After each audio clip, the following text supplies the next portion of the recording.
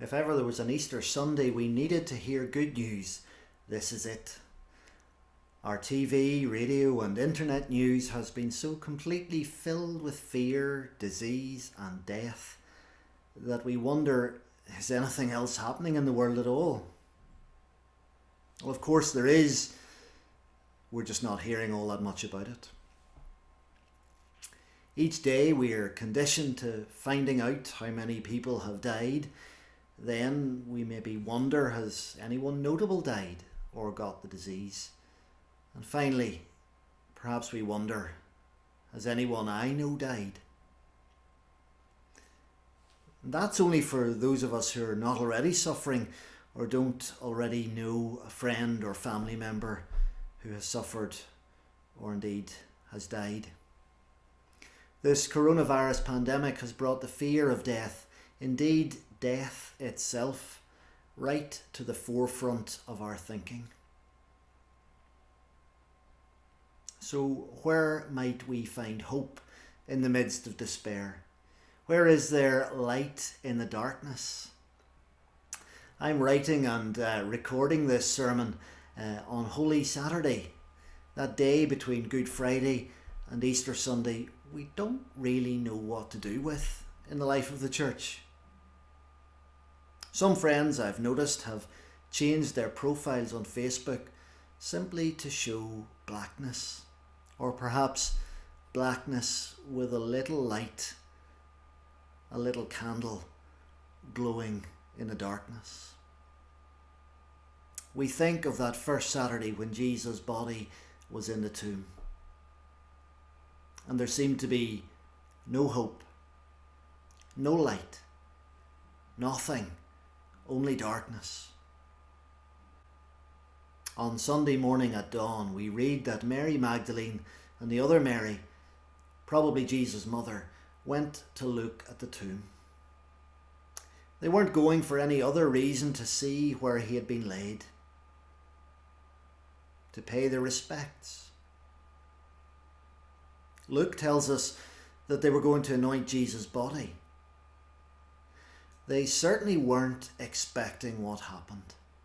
A violent earthquake, the appearance of an angel, and then the news, the wonderful news that Jesus has risen from the dead. As they set off to tell the good news to the other disciples, Jesus meets them. He confirms the truth of the resurrection. He takes away their fear, and he restates the instruction for the disciples to go to Galilee. Wonderful good news. A meeting with an angel, a meeting with the resurrected Jesus in person. New life, hope rekindled. So, what now? How do we respond to the news of the resurrection today? I think that many of us, perhaps most of us, have heard the story of the resurrection so often, been to so many Easter services that we meekly accept it. Becomes just something else to believe in. We live in the midst of so much death, and as I said at the beginning, death is to the forefront of our thinking and possibly our experience too in these troubled times. But the resurrection is not just another doctrine to believe in for Christians. It is the event that our faith centres around. It turns our world upside down, it transforms everything we know, and it gives us hope for the future. That for us, as with Jesus, death is not the end. And one day we also will be resurrected to life in the world to come.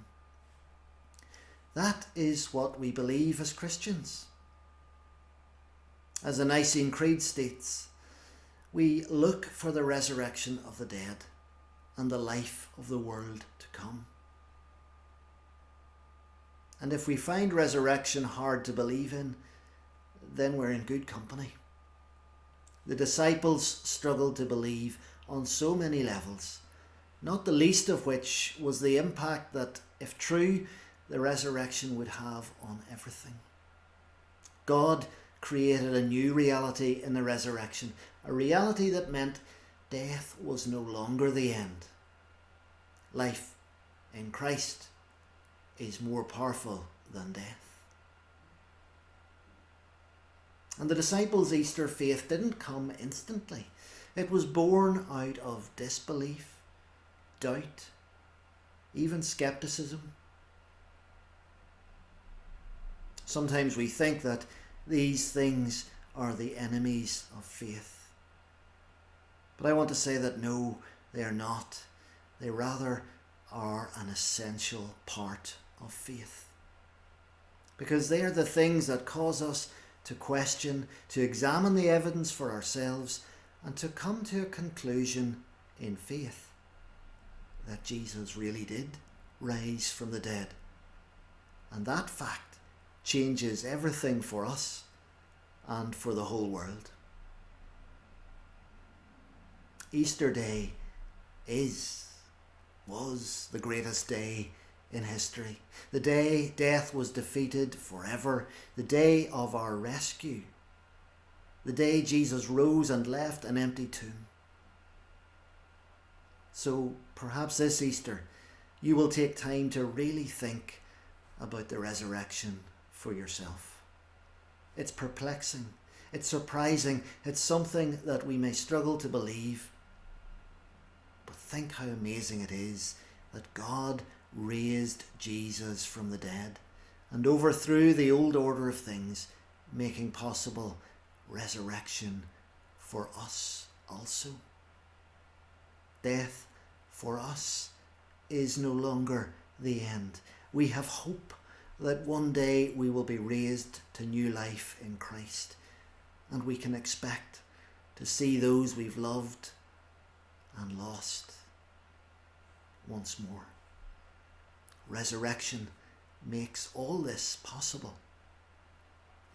This Easter, perhaps more than any Easter we've ever experienced before, may we all enter anew into the surprising wonder of the resurrection. And may the joy and love and hope that it brings fill your hearts today and every day. Amen.